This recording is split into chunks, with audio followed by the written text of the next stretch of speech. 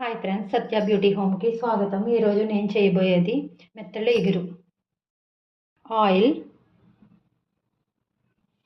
బాగా వేడెక్కాక జీలకర్ర, ఆవాలు, కొంచెం కరివేపాకు, పచ్చిమిరపకాయ ముక్కలు, ఉల్లిపాయ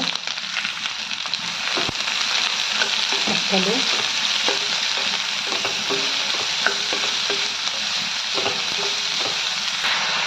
ఉప్పు, పసుపు,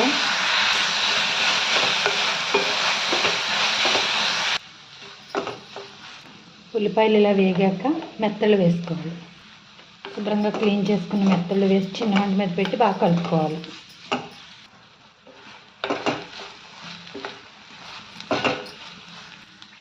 కొంచెం అల్లం వెల్లుల్లి పేస్ట్,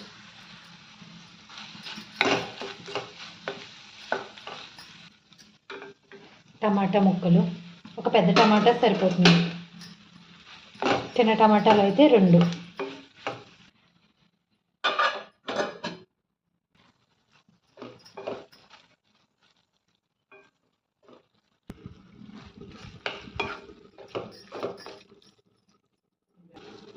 కారం 2 స్పూన్లు,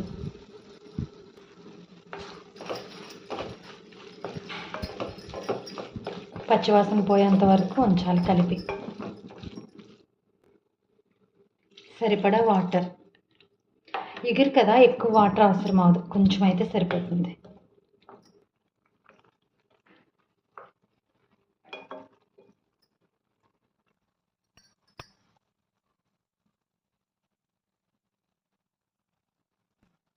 మెత్తళ్ళ ఎగురు రెడీ.